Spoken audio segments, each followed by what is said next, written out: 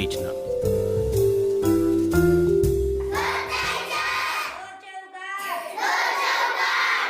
शून्य से अनंत तक कहानी गणित की।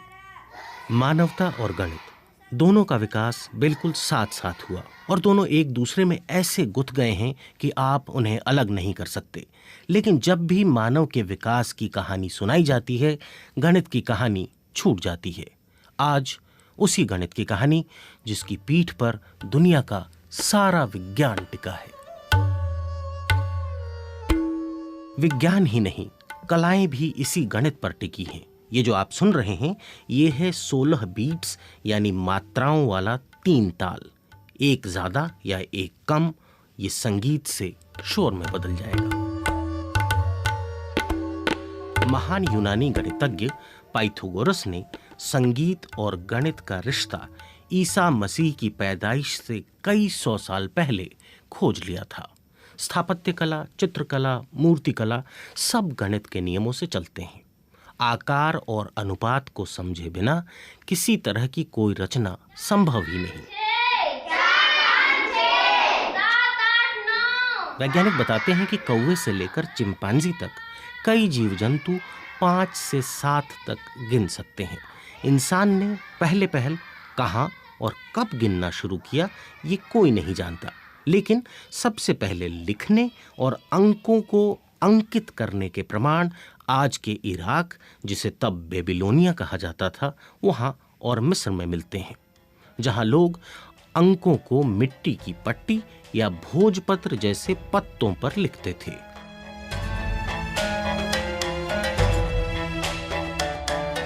इस धरती पर इंसान की बनाई हुई सबसे पुरानी चीजों में से एक है मिस्र के पिरामिड। अब से तकरीबन 5000 साल पहले बने पिरामिड इस बात का अंदाजा देते हैं कि ज्यामिति या जियोमेट्री का विकास भी काफी पहले शुरू हो गया था। जाने माने गणितज्ञ मार्कस दू सौते समझाते हैं कि ज्यामिति के ज्ञान के बिना पिरामिड जैसे स्ट्रक्चर नहीं बन सकते थे। For me, the most impressive thing about the pyramids is the mathematical brilliance that went into making them. मेरी नजर में पिरामिड की सबसे खास बात उसे बनाए जाने में गणित का अद्भुत इस्तेमाल है। ये प्राचीन यूनानी गणितज्ञ पाइथागोरस के फॉर्मूले का व्यवहारिक रूप है। प्राचीन मिस्र में एक परफेक्ट समकोण या राइट एंगल बनाने के लिए बराबर दूरी पर गांठ लगी रस्सी का इस्तेमाल नापने के लिए किया जाता था। इसका फॉर्मूला था, पहली भुजा 3 गांठ लंबी, दूसरी 4 गांठ लंबी और तीसरी 5 गांठ लंबी। 5000 साल पहले पत्थर, रस्सी, लोगों की मेहनत और गणित के जादू से बने चमत्कारी पिरामिड। मिस्र से करीब 7000 किलोमीटर दूर चीन। गणित की कहानी का अगला पड़ाव, ग्रेट वॉल ऑफ चाइना। हजारों किलोमीटर लंबी दीवार जो सदियों तक बनती रही। चीन की दीवार का पहला पत्थर अब से कोई 2500 साल पहले रखा गया होगा। ऊंची नीची जमीन पर सुरक्षा के लिहाज से मजबूत दीवार बनाना आज के इंजीनियरों के लिए भी चुनौती है। चीनियों के इस कमाल के पीछे भी गणित ही है। गणितज्ञ मार्कस दू सौते।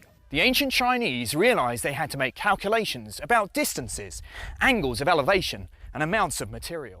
दीवार बनाने के लिए उतार चढ़ाव का एंगल, दूरी और उसमें लगने वाले सामान की मात्रा, इन सब का हिसाब लगाया जाना जरूरी था। इंसान शुरुआत से गिनती के लिए अपनी उंगलियों का इस्तेमाल करता रहा है। चीनियों का गणित बांस के टुकड़ों के सहारे चलता था। मिस्री, यूनानी या बेबीलोन वालों के मुकाबले एक होशियारी चीनियों ने की, वो था कॉलम बनाना। इकाई, दहाई, सैकड़ा, हजार, 10,000, लाख, इस तरह बहुत बड़ी संख्याएं आसानी से जोड़ी घटाई जाने लगीं। इसे डेसिमल प्लेस वैल्यू सिस्टम कहते हैं। आज भी हम इसका इस्तेमाल कर रहे हैं। चीन की दीवार और मिस्र के पिरामिड तो बन गए, मगर गणित अब भी अधूरा था। चीनी जोड़ने घटाने के लिए प्लेस वैल्यू सिस्टम का इस्तेमाल तो कर रहे थे, लेकिन जब बड़े अंक लिखने होते थे तो उसके लिए उन्हें चित्रों का सहारा लेना पड़ता था।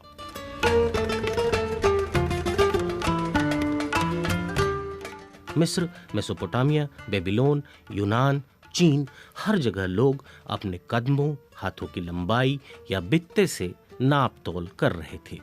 कई पत्थर, कहीं बांस, कहीं मिट्टी की गीली पट्टी या रेत पर हिसाब लगाने की कोशिश हो रही थी। लेकिन गणित की कहानी में सबसे दिलचस्प मोड़ आया भारत में, जिसने गणित की दुनिया और दुनिया के गणित को हमेशा के लिए बदल कर रख दिया। 1 से 9 तक के अंकों का इस्तेमाल चीनी बेबीलोन वाले भी करते थे, लेकिन भारत के लोगों ने इन नंबरों को लिखना आसान बनाया। मगर कहानी का ट्विस्ट ये नहीं था। इंसान के हाथों में 10 उंगलियां थी। वह 10 और दहाई को भी समझता था, सैकड़े को भी, लेकिन उसे लिखा पहली बार भारत ने, उसे एक अंक के तौर पर भारत ने देखा। मार्कस दुसौते बताते हैं, The Indians transformed zero from a mere placeholder. Bharat ने शून्य को पूरा नया रूप दे दिया। ये पहले सिर्फ प्लेस होल्डर के तौर पर था। मिस्र और बेबीलोन वाले शून्य की जगह खाली छोड़ देते थे, लेकिन भारत ने उसे 10वें अंक का दर्जा दिया, 0 से लेकर 9 तक, यानी 10 अंक। इसके बाद तो दुनिया ही बदल गई। बड़े से बड़े अंक को लिखना, उन्हें जोड़ना घटाना अचानक बहुत आसान हो गया और गणित के पहिए को मानो इंजन मिल गया।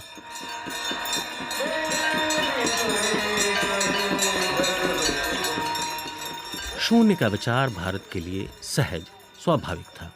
उसकी जड़ें हिंदू दर्शन में पहले से मौजूद थीं। मार्कस कहते हैं, In the religions of India, the universe was born out of nothingness, and nothingness is the ultimate Bharat goal. में धार्मिक मान्यता रही है कि सृष्टि की उत्पत्ति शून्य से हुई है और अंत में सब कुछ शून्य में ही विलीन हो जाता है। जब जीरो को एक संख्या के तौर पर स्वीकार किया गया तो उसके लिए नाम पहले से हिंदू दर्शन में मौजूद था, शून्य, यानी कुछ भी नहीं। 7वीं सदी के मशहूर दार्शनिक गणितज्ञ ब्रह्मगुप्त ने शून्य के साथ गणना करने का जो तरीका दिया, वो आज भी चलन में है और पूरी दुनिया में स्कूलों में पढ़ाया जाता है। वो ये कि 1 में शून्य जोड़ने पर 1 ही रहेगा, 1 में से शून्य घटाने पर भी 1 ही रहेगा, शून्य से गुना करने पर शून्य ही रहेगा। लेकिन शून्य से जुड़ा दूसरा चमत्कार भी भारत में ही हुआ।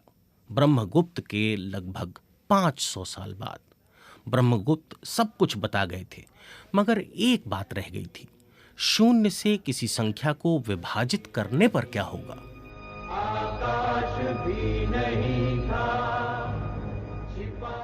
इस सवाल का उत्तर दिया 12वीं सदी के एक गणितज्ञ भास्कर ने। उन्होंने बताया कि शून्य से भाग देने पर परिणाम होगा अनंत। ये अनंत भी हिंदू दर्शन की ही कल्पना थी, जिसमें ईश्वर का स्वरूप अनंत बताया गया है। अनंत के आइडिया को कुछ इस तरह समझ सकते हैं। Brahmagupta's rules about calculating with zero are taught in schools all over the world to this day. अगर आप एक फल को एक बार काटेंगे तो वो 2 हो जाएगा। इस तरह 2 से 4, 8, 16 और 32, इस तरह ये क्रम बढ़ता जाएगा और आखिर में जब फल का आकार 0 हो जाएगा, उसके बाद उसे और टुकड़ों में काटेंगे तो अनंत टुकड़े होंगे जिन्हें गिनना संभव नहीं होगा। शून्य और अनंत के बाद एक और कमाल भारत में ही होना था। दरअसल भारत दुनिया का पहला देश था जिसके दार्शनिकों ने इस बात को समझा कि अंक सिर्फ गिनने, जोड़ने या घटाने के लिए नहीं हैं, बल्कि वे अदृश्य और अमूर्त इकाइयां हैं जो मानवीय कल्पना की गुलाम नहीं हैं बल्कि स्वतंत्र हैं, उनका अपना अस्तित्व है। यही वजह थी कि भारत ने दुनिया को नेगेटिव नंबर का आइडिया दिया। मार्कस दुसौते कहते हैं कि भारत के गणितज्ञ नेगेटिव नंबर के सिद्धांत से परिचित थे। इस मामले में वे यूरोप से बहुत आगे थे। इसे वे ऋण कहते थे, यानी कर्ज। इसी से शब्द बना ऋणात्मक अंक। जैसे 3 में से 4 घटाने पर क्या होगा? वो 0 नहीं होगा, वो -1 होगा। ये विचार भी भारत का था। Now, a plus b the whole squared, right? Okay. So if I have a line, all right, yes, and I have an arbitrary point over here. समीकरणों यानी इक्वेशन का इस्तेमाल यूनानी, मिस्री, बेबीलोन वाले और चीनी भी कर रहे थे और अपने अपने तरीके से कर रहे थे। अंक गणित, ज्यामिति और समीकरण, ये सब आपको अब जटिल लग रहे होंगे। ठहरिए, एक और ज़रूरी चीज़ जो इन सब से जटिल है उसका नाम है त्रिकोणमिति यानी ट्रिग्नोमेट्री। सुनिए मार्कस क्या कहते हैं उसके The बारे में। Indian astronomers could use trigonometry to work out the relative महीने में distance 2 between the bar Earth and जब the चांद आधा होता है तो वो सूरज के ठीक सामने यानी सीधी रेखा में होता है। उस दिन धरती, सूरज और चांद के बीच एक परफेक्ट राइट एंगल यानी समकोण बनता है। वे नाप सकते थे कि धरती और सूरज के बीच बनने वाला कोण 1 डिग्री का 7वां हिस्सा है। त्रिकोणमिति के साइन फंक्शन से पता चलता है कि 1 डिग्री के 7वें हिस्से का मतलब है 1 का अनुपात 400। इसका मतलब यह है कि धरती से सूरज की दूरी चांद के मुकाबले 400 गुना अधिक है। यानी भारतीय गणितज्ञ धरती पर बैठे बैठे अंतरिक्ष नाप रहे थे।